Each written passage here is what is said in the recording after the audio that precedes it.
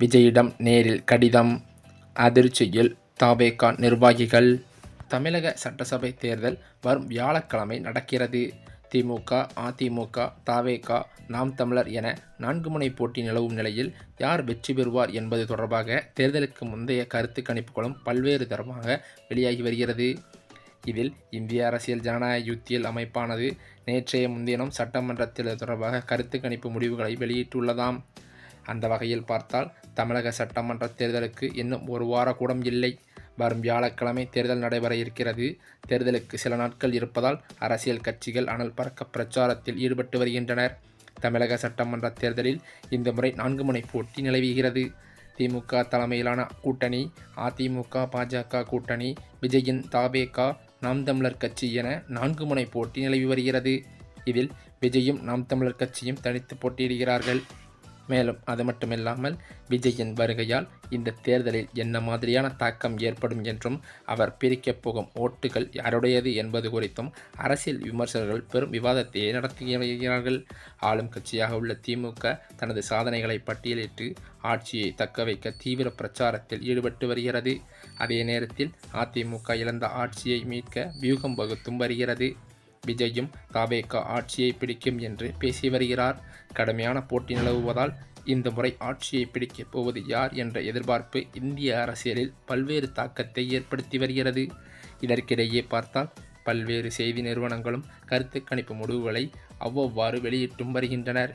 இந்த சமயத்தில்தான் தமிழக வெற்றிக் கழகத்தில் பல்வேறு பிரச்சனைகள் நிலவி வருவதாக அதிர்ச்சி தகவல்கள் பரவி வருகிறது. இப்படிப்பட்ட நிலையிலோ தமிழக வெற்றிக் கழக தலைவர் அவர்கள் விஜய், அதாவது அவருக்கு பிரச்சாரத்திற்கான அனுமதியை தந்தாலும் கூட சில பிரச்சாரத்தை அவர் ரத்து செய்வது தமிழக வெற்றிக் கழக நிர்வாகிகள் மத்தியில் கடும் அதிருப்தியை ஏற்படுத்தியிருக்கிறதாம். இந்த சூழ்நிலையில் தவேகவின் பொதுச் செயலரான புஷி ஆனந்த் அவர்கள் விஜயுடன் கடும் வாக்குவாதத்தில் ஈடுபட்டதாக தகவல்கள் வெளியாகியுள்ளது.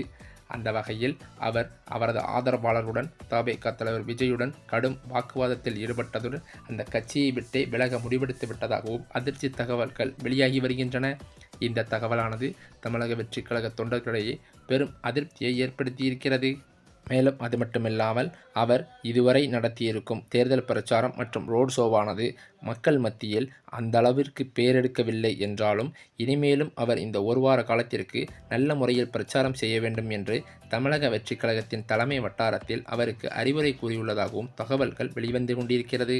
இந்த நிகழ்ச்சிக்கு கடும் இழுபறிக்கு பிறகு திருப்பூர் மாநகர போலீசார் அனுமதி வழங்கியுள்ளதாகவும் சொல்லப்படுகிறது. இந்த நிலையில் விஜயை சந்திக்க வரும் தவேக நிர்வாகிகள் மற்றும் தொண்டர்களுக்கு வழக்கம்போல் சில அறிவுறுத்தல்களை வழங்கியுள்ளது தவேக தலைமை. பிரச்சார வாகனத்தை, இருசக்கர வாகனங்கள் உள்ளிட்ட எந்தவித வாகனங்களிலும் யாரும் கண்டிப்பாக பின்தொடரக்கூடாது என்று கூறியபடி இருந்தாலும் இன்றைய தினம் பல்வேறு வாகனங்களும் விபத்துக்களும் நடந்த வண்ணமாகவே இருந்ததாக தகவல்களும் வெளியாகியுள்ளது. அது மட்டுமில்லாமல் தமிழக வெற்றிக் கழகம் சார்பில் போட்டியிடும் வேட்பாளர்களை ஆதரித்து விஜய் பல்வேறு மாவட்டங்களில் நேரடியாக பிரச்சாரம் செய்து வருகிறார். அதன் தொடர்ச்சியாக திருப்பூர் மாவட்டத்தில் கட்சி வேட்பாளர்களுக்கு ஆதரவாக இன்றைய தினம் ரோடு ஷோ மற்றும் பிரச்சாரம் நடத்த திட்டமிட்டபடி அவர் நடத்தியிருப்பதும் குறிப்பிடத்தக்கது. ஆனால் இந்த நிகழ்ச்சிக்கு அனுமதி வழங்குவது தொடர்பாக பல்வேறு தடவை இழுபறிகள் நடந்ததாக தகவல்கள் வெளியாகியுள்ளது.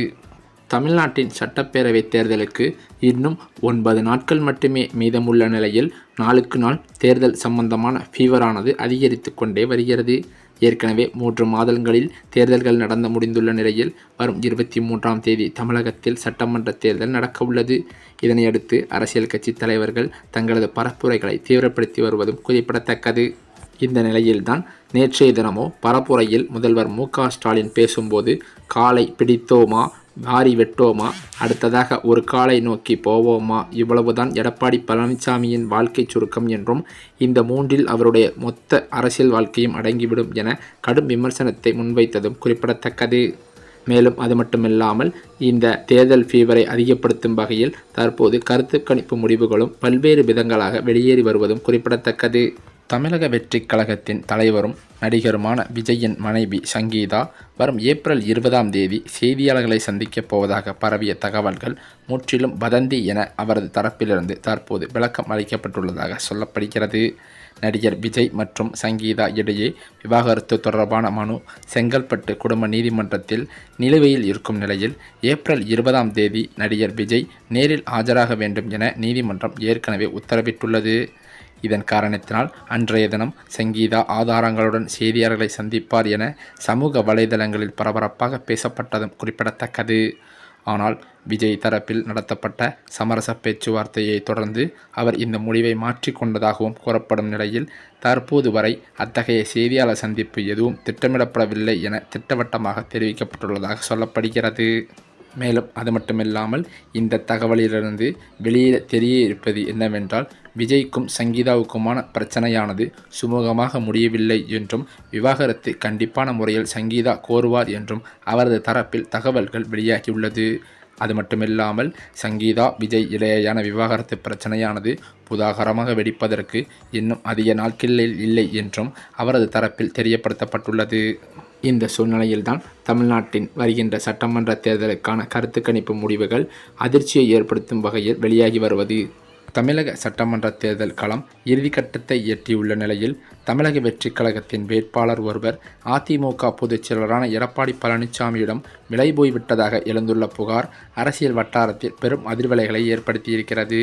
தமிழக வெற்றிக் கழகத்தின் முக்கிய நிர்வாகிகளில் ஒருவரான ஆதவ் அர்ஜுனா சமீபத்தில் செய்தியாளர்களிடம் பேசுகையில் ஒரு அதிரடி குற்றச்சாட்டை முன்வைத்திருக்கிறார். தவேகா சார்பில் போட்டியிட வாய்ப்பு வழங்கப்பட்ட வேட்பாளர் ஒருவர் அதிமுக பொதுச் செயலாளர் எடப்பாடி பழனிசாமியிடம் பெரும் தொகையை பணமாக பெற்றுக்கொண்டு தேர்தல் பணிகளில் ஈடுபடாமல் தலைமறைவாகிவிட்டதாக அவர் தெரிவித்திருக்கிறார். அது மட்டுமில்லாமல் கட்சி தலைமை வைத்த நம்பிக்கையை சிதைத்துவிட்டு எதிர்க்கட்சியிடம் விலை போன அந்த நபரை கருப்பு ஆடு என அவர் கடுமையாக விமர்சித்திருக்கிறார். வேட்பாளர் விலகியதால் அந்த தொகுதியில் பின்னடைவு ஏற்படும் என கருதப்பட்ட நிலையில் தவேகா அதற்கு பதிலாக ஒரு மாற்று வியூகத்தை வகுத்திருக்கிறது. எடப்பாடி பழனிசாமி போட்டியிடும் தொகுதியிலேயே தவேகா தீவிர பிரச்சாரத்தை முன்னெடுக்க முடிவு செய்துள்ளதாம். எங்கள் வேட்பாளரை விலைக்கு வாங்கியிருக்கலாம், ஆனால் எங்கள் தொண்டர்களை வாங்க முடியாது. வேட்பாளர் இல்லாவிட்டாலும் இபிஎஸ் தொகுதியில் தவேகாவின் பலத்தை காட்டுவோம் என ஆதவ் அர்ஜுனா தற்போது பேசியிருப்பது பெரும் பரபரப்பாகவே பேசப்பட்டு வருகிறது. அது மட்டுமில்லாமல் தேர்தல் நேரத்தில் ஒரு கட்சியின் வேட்பாளரை மற்றொரு கட்சி தலைவரிடம் பணம் பெற்றுக்கொண்டு காணாமல் போவது என்பது தமிழக அரசியலில் இதுவரை கண்டிராத ஒரு விசித்திரமான சூழலை உருவாக்கியிருக்கிறது என்றே சொல்லலாம். இது தமிழக வெற்றிக் கழக தொண்டர்கள் மத்தியில் கொந்தளிப்பை ஏற்படுத்தியிருக்கிறது.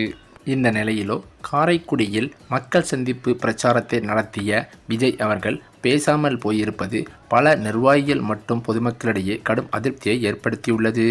இந்த நிலையில் அவர்கள் விஜய் மீது கண்டன போஸ்டர்களையும் மேலும் அவர் மீது ஏற்பட்ட கோபத்தில் சிலர் கண்ணீரஞ்சலி போஸ்டர்களையும் ஒட்டியுள்ளதாக அதிர்ச்சி தகவல்கள் பரவி வருகிறது. இதனைத் தொடர்ந்துதான் இன்றைய தினம் திருப்பூரில் விஜய் நடத்திய ரோடு ஷோ மற்றும் தேர்தல் பிரச்சாரத்தில் பல்வேறு விபத்துகளும் பிரச்சனைகளும் நடந்த வண்ணமாக இருந்ததாக தகவல்கள் வெளியாகியுள்ளது. இதன் காரணத்தினால் தமிழக வெற்றிக் கழக நிர்வாகிகள் மீது பல்வேறு வழக்குகள் தொடரப்பட்டுள்ளதாகவும் சொல்லப்படுகிறது.